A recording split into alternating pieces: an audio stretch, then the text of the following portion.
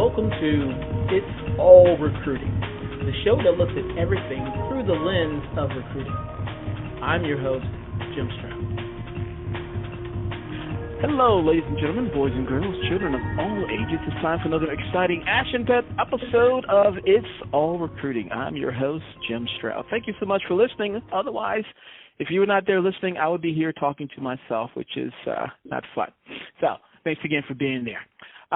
On the podcast with us today is a very special person with a very unusual topic, at least unusual, I think, and probably will be unusual to you as well. Tell me, mystery guest, who are you and what do you do? Thanks, Jim. I am Emma Stroud. I am a business psychologist, and I work for an organization called Nicholson McBride. We are a group of business psychologists and consultants, and we work with organizations essentially to help optimize their performance in the workplace. Most recently, I've been doing a lot of research in the area of neurodiversity, which is what we're going to talk about today. Interesting. Now, neurodiversity. I've been hearing a lot of buzz around that term, neurodiversity. Can you define it for the audience? Because it was new to me, so it may be new to a couple of people who are listening. Yes, of course.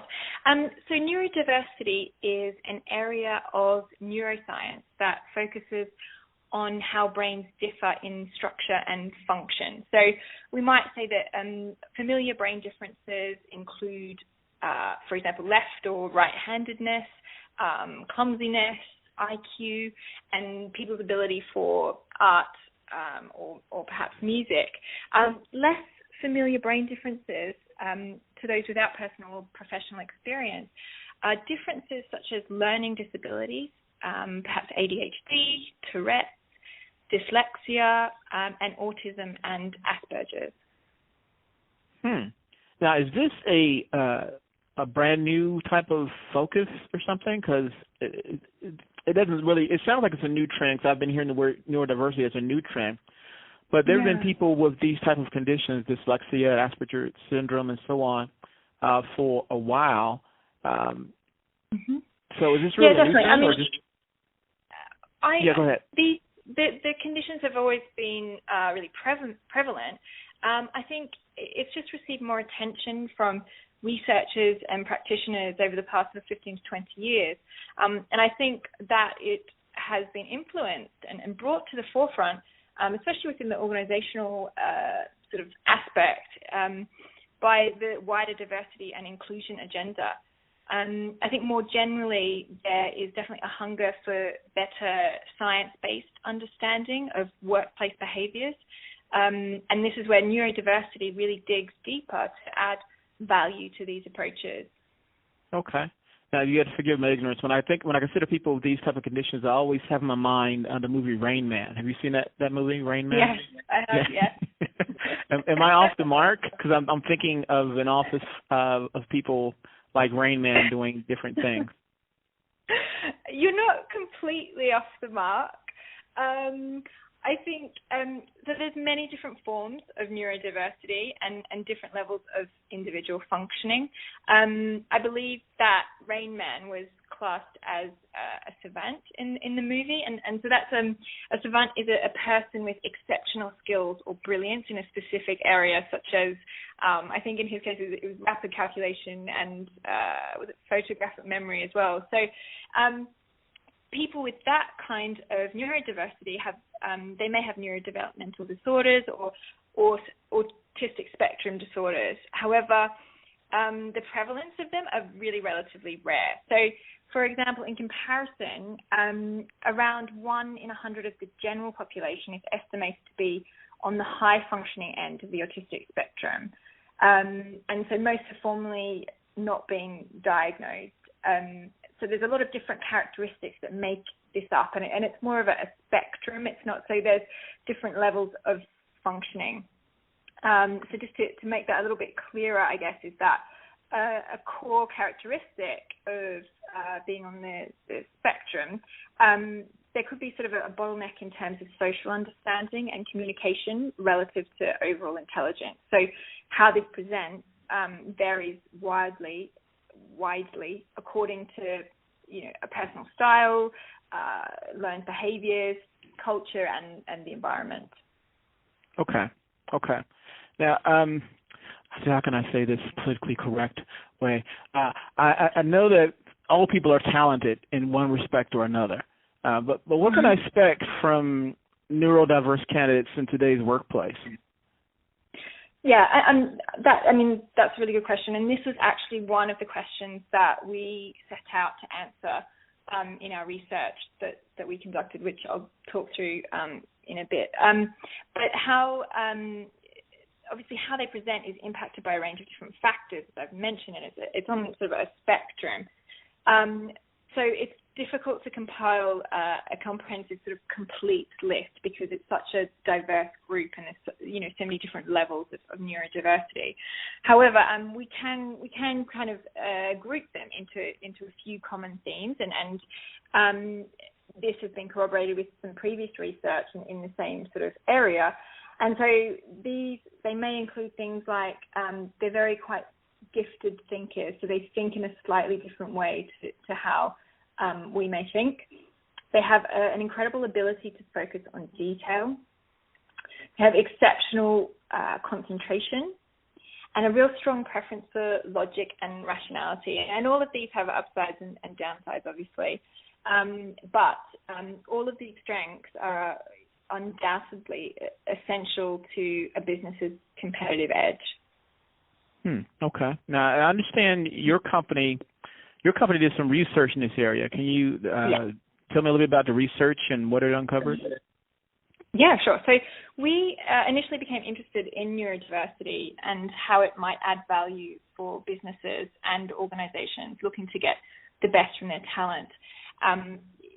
Our clients from previous experience, those that were interested in getting the best out of their top talent, recognize the value in understanding different personality styles and in one way, the importance of looking at emotional intelligence. So where we wanted to kind of go further was to extend this approach and look at those people who were considered as having a really high IQ and a low EQ. Our research found strong similarities between the issues known to occur for people with high-functioning Asperger's and systemizing minds. So these strong systemizing minds and capabilities can be of enormous value, particularly to businesses reliant on scientific, technological, engineering, and mathematical skills. And this is what we call STEM skills. You might have heard that kind of term before. So the research evidence sort of shows that people with Asperger's and on the spectrum tend to gravitate towards STEM occupations. So when we were looking into doing our research, we really focused in on these occupations. So what we did is we had semi-structured interviews with some key stakeholders, so HR professionals, managers, and STEM individuals themselves who work within the business and are seen to be really highly technical, so really brilliant in their field, in what they do, but perhaps not so great on the social aspect side of things. So our main aims were to identify the key challenges faced by organizations, by teams, by business leaders, and by the individuals themselves. And we wanted to see then how this new aspect of neurodiversity would add value within this context.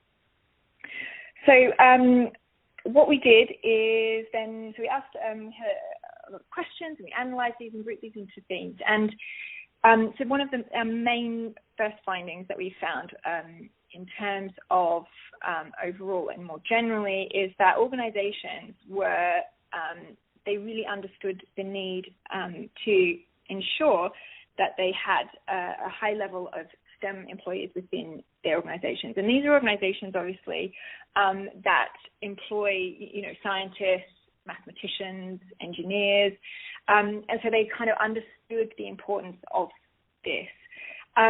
They all reported that there was a number of personal qualities that they possessed, which were really added value to the organization. So they were very organized and logical.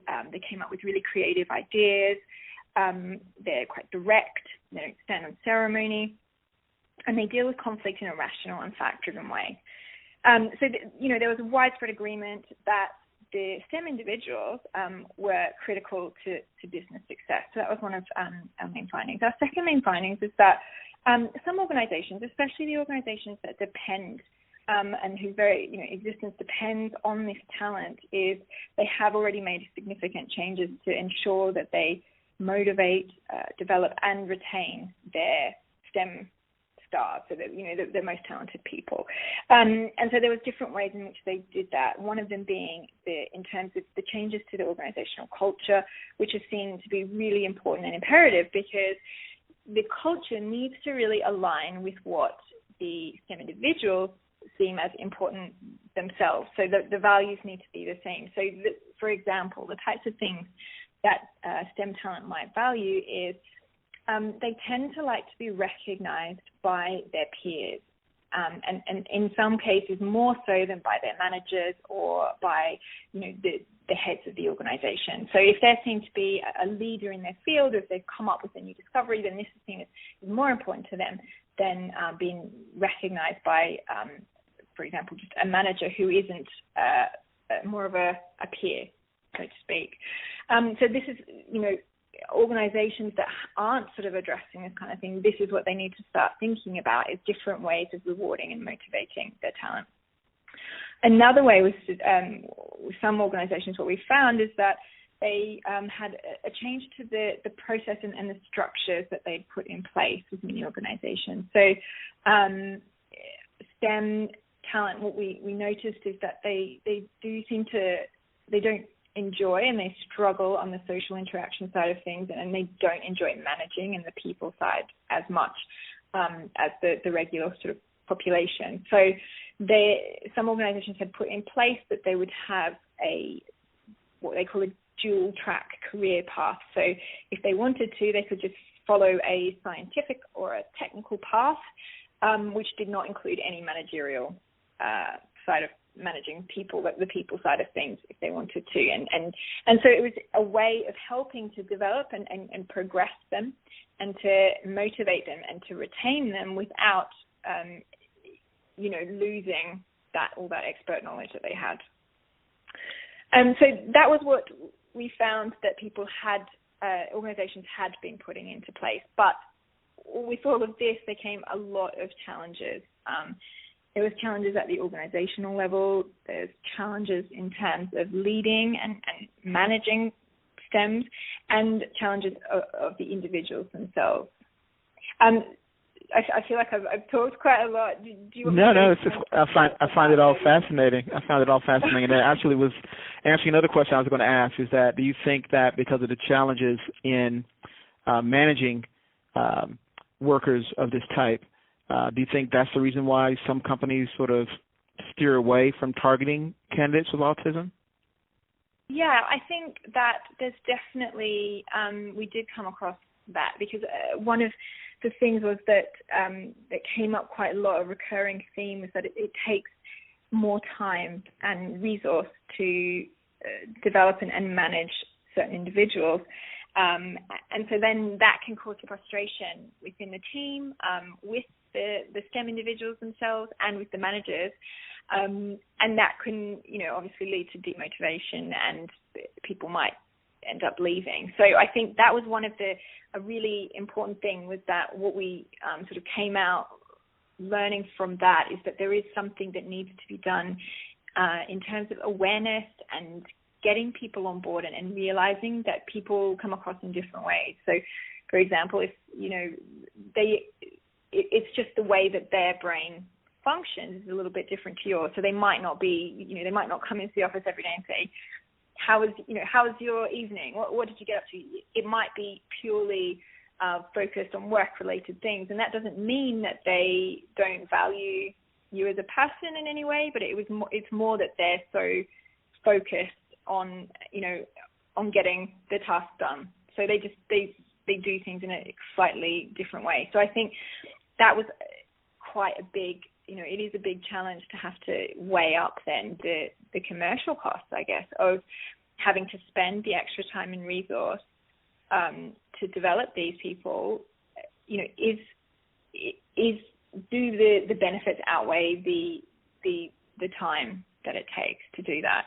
And I think that's a tricky question to answer, because you could say that, well, in the short term, yes, no, it's not worth it. However, that person could be the one that comes up with that one amazing, brilliant idea that could change the entire, future of that particular organization.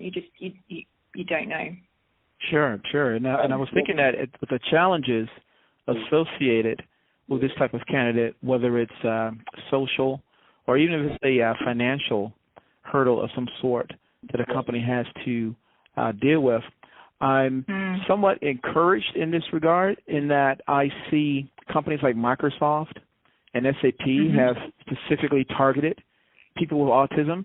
I know Freddie Mac also has a program in place where they are targeting people with autism for internship type of roles. So when I hear about that, I'm wondering, is it that these type of individuals will thrive in large organizations, or is it perhaps too costly from a managerial or resource level for smaller companies to target these type of individuals as well? I mean, is it a big rich companies game, I guess, so to speak? I wouldn't. I'm not an expert in that kind of area. However, I mean, what I would say is that I honestly don't think that it would cost any more to change the way that the recruitment process works. A lot of what came out of our research was that there were some organizations that were actually, without realizing it, unintentionally, self-selecting certain people out because of the types of assessment that they had to go through in order to get the job. So if there was some kind of, this is just an example, but a social aspect, that if they didn't meet certain competencies, they were automatically ruled out. And so at that point, so even at that early recruitment stage, they were sort of self-selecting out a certain group of people. So that's, I don't think that it would cost any more for a smaller organization to start just, changing the way that they recruit. And I think it's definitely the way forward. And I think this is, it's only sort of just getting started. But I think it's brilliant that, like you say, Microsoft and SAP have started to actively to do that, because I think they've realized the value that these people, can add. Very good. If someone wanted to get a copy of some of the research that you quoted earlier, how could they get a version of that? Yeah, I could send it to them directly. I'm just trying to think. I might have put some of it onto LinkedIn. So we've got a Neurodiversity in Business group that we are starting up on LinkedIn, and we post a lot of relevant articles to that particular group. And I could definitely put the full research, because I could talk about it for a really long time, and I've only sort of touched on a lot of subjects. So it definitely is a much more comprehensive report, and I could definitely upload that onto LinkedIn. All right. Well, your passion definitely shines through. I'll do this. For everyone who's listening to the podcast, I will add a link to the group that Emma Stewart referenced in the podcast, in addition to additional related links that may be of interest to you on this topic as well. Looking at the clock, our time has flown by. So it's something fascinating. We're going to have to do this again, because this was a fascinating topic for me, and I'm sure for everyone else listening. So let me just say thank you so much for being my guest in the podcast. Thank you for having me. My pleasure. Until next time, ta-ta for now.